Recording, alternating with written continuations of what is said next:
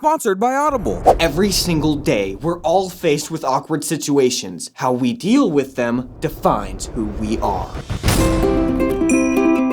Running into someone somewhere unexpectedly. So you're at the grocery store getting some necessities when all of a sudden... Jordan?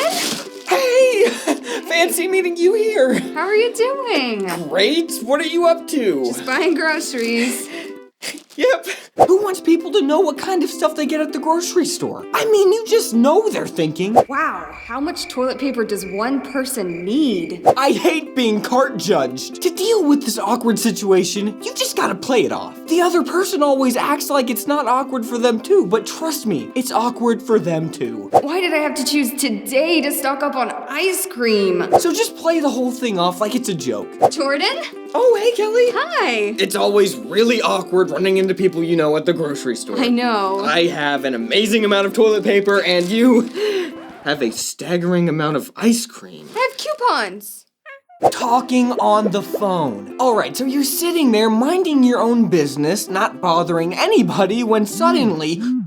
Oh no, my day is ruined. It was going so well before you called me and brought out all my insecurities, and now I feel like an idiot. Thanks, person. Look, talking on the phone is awkward. Ideally, you exchange the necessary information and then hang up. That's it. Cool, so I'll meet you there at 7. Great, we're looking forward to it. So Jordan, how are you doing? No. Huh? This has been very pleasant and professional. Goodbye. Sending a text to the wrong person. This can be completely innocent, or this can be really, really bad. Why don't phones have an unsend button? No, please, God, no. Please, no, please bring it back, God, please. No, God, not to me. Why? 2 tips for this one. 1, double check before you press send on anything you wouldn't want someone else to see. And 2, don't text stuff you wouldn't want someone else to see. All right, Giant Corporation, I'm trusting you to send this message to the right person. If it doesn't get to the right person, I'm in big trouble. I'm trusting you. Please. The hug kiss. You know when you're about to hug someone and there's this awkward, like, which way am I gonna go with, this way, that way moment? When that moment goes all wrong, I call it the hug kiss. Oh, hey. Hey. Wow, it's so nice to see you. Oh, This is easily avoidable. Just pick a side and commit. It's like this. Don't appear as if you're unsure if you're gonna go left or right, because the moment you do, the other person is gonna start second guessing too until you're hug kissing and basically, somebody has to wear the pants in this hug. Hanging out with couples. I'm not talking about people that are just together. I mean couples. Clingy, lying all over each other.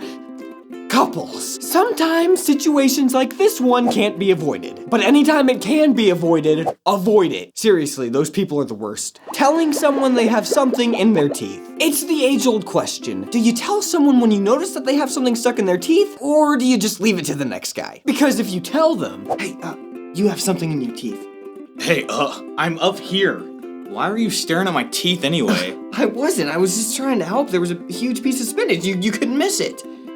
Thanks, jerk. But if you don't... Dude, why didn't you tell me I had a piece of spinach stuck in my teeth?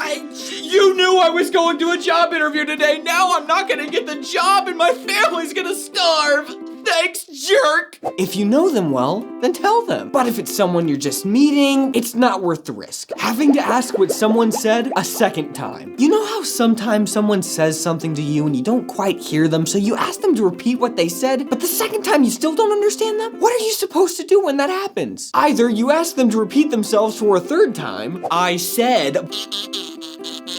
You know what I mean? Man, I'm sorry, can you repeat that one more time? Oh my gosh, are you seriously, like, that hard of hearing, or are you stupid? Or you just pretend you heard what they said. I said...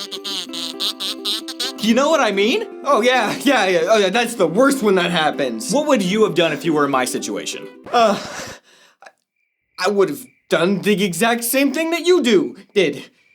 When you did it. If you think they're gonna ask you about what they've just said, ask them to repeat it. Otherwise, probably not worth it. Realizing too late that there is no toilet paper in the bathroom. I saved the worst for last because nothing is more horrifying than realizing too late that you have no way to be clean. Now, if you're in a public restroom and you're the only one in there, you might be able to get away with just kind of waddling over to the other stall. Which, by the way, is incredibly risky because if someone walks in, But more likely than not, you're just gonna have to send the most embarrassing text message of your life. No getting around it. So please, for the love of your dignity, your cleanliness, and the poor person who's gonna have to open the door just slightly enough to reach their arm in with a fresh roll, check to make sure there is enough toilet paper for you to have a successful bathroom visit before you go potty. The end. Now, if you'll excuse me, I'm off to go make some small talk at this party I'm supposed to be at tonight, but you know what? Never mind. I think I'm just gonna stay home and watch the Food Network. Stay tuned for a scene from our next episode. But first, Audible's Audiobook of the Week. Hey everyone, today's Audible Audiobook of the Week is The Screwtape Letters by C.S. Lewis. This is a story that needs no introduction. It's a modern classic, and you should definitely check it out if you've never read it or listened to it. And if you do want to get the audiobook version of The Screwtape Letters, check out our link, audible.com/cow.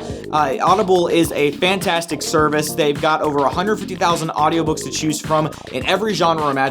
It's really an amazing website. So if you check out our link, audible.com/cow, you're going to get a free 30-day trial membership and a free audiobook of your choice. And of course, this week we're recommending The Screwtape Letters by C.S. Lewis. So please check them out, audible.com/cow. Next week on Messy Mondays, Big Head Kid receives a message.